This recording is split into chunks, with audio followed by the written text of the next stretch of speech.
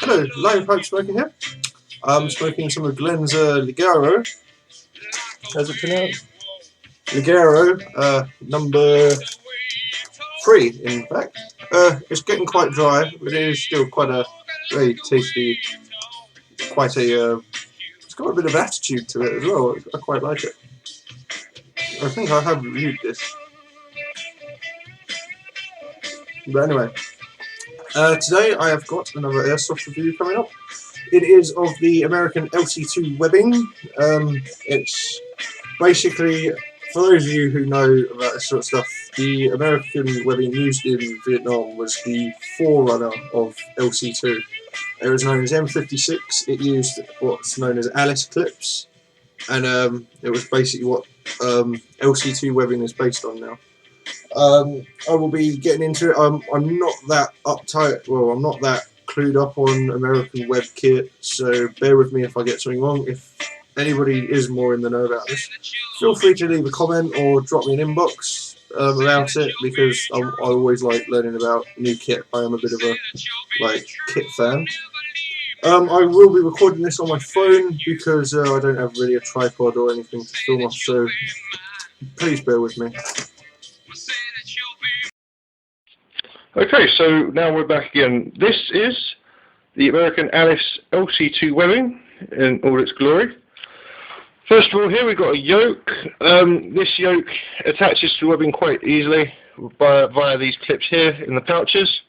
Simply move that in, clip it in, and then adjust it. It is a Y strap, which is fairly comfortable. You can get an 8 strap harness, which is meant to be more secure and more comfortable. However, I quite like the strap it came with. I've had no problems with it so far. Back here it's attached here with a split Y attachment, and you can either attach it directly to the belt to these holes here, or what I've done is I've attached it to the butt back for a bit of more stability. However, we'll then get onto that later. You can also get a small first aid pouch that goes on here. It bounces around like hell, and I don't really want to. If I was going for a completely authentic loadout, I would probably put it on, but I don't like it. These can be used for attaching various bits. I'm not too sure. I think one of them is the US M56 spaghetti straps. However, I'll have to read up on that a bit more. They are very adjustable. What I've done here is I've adjusted them like the actual yoke to my size, and then rolled it up, taped it up, so I don't get bits flapping about, because that's how I'm going to be doing it. At the moment, I'm rocking it with an LC1 webbing belt. This one differs because it is like the old Vietnam belt. Okay, moving on to the pouches. These are pretty much M56 pouches, however modernised. They're made out of nylon, and they have these whereas instead M56 had like on 1958 webbing, it had you had a metal loop come out, then you had another metal bit that went over, and then you had a tab that goes in, and then you have to pull the tab out. And it's a real pain in the arse to do one-handed. These make it a lot easier to do one-handed. I love them. If only like my old PLC webbing had these on, I'd have been a happy man. This one is an original one. I think this one's dated 1982. This one's a modern reproduction. I got that online. It was quite cheap. It's going to get spray painted or just mudded up for a while. I quite like it. I'm not going for all original stuff. The thing I love about these, though, is these loops here are used for holding grenades. So your grenade goes in, and you pop the loop over, and then it's quite secure, and it's got one on either side. What I'm doing is I'm cutting the loops off the repro pouches and just keeping them on the front of these ones. Overall, it's a really nice thing. Another thing I've done is I've cut out the dividers on the inside, so I could put my magazines in that way round, which I find is a lot more comfortable, as opposed to having them that way round. I also find I can actually get this closed a lot quicker with the magazines around that way. But again, that's all personal preference. That's the way I like it done. Here we have my Bianchi M12 holster. It was originally designed for the Beretta M9. However, in there I have my WE M1911, which I quite like because it's kind of going, I do quite like old school things, I'm not going to lie. Normally I rock that with my lanyard, and the lanyard attaches there. This is a fully ambidextrous holster. Online I was looking at 60 quids to get it from Silverman's, which was, to be honest, a joke. Or 40 quid to have it imported from America. I managed to snap that off for £10. It is a fully ambidextrous holster. It's attached with the traditional Bianchi belt clip, which you can then take off the top flap and actually mount it on the other side. So it is completely ambidextrous, which I absolutely love. Here we have the LC2 butt pack, which differs from the M56 butt pack because it has fast X clips. The carrying capacity in this is huge. I've managed to carry my smock, well, my ripstop jacket, full set of soldier 95s, so that's trousers, shirt and t-shirt, a bottle of beer, and I still had a little bit of room to spare. However, at the moment it is compacted down to a sort of bog standard load, so it's got batteries, spare ammo, just bits and bobs in there really. It's also got on the side loops. You can either attach your bayonet to it, or you can attach another pouch to it, like a water bottle or another ammo pouch. However, I'm going to be rocking it like this. Underneath is where you would attach your poncho. This one is my 58 poncho. It's my old issue one that I managed to run off with. So that's just on there, and it gives it a bit more weight so it doesn't bounce about too much, because this thing bounces around like buggery.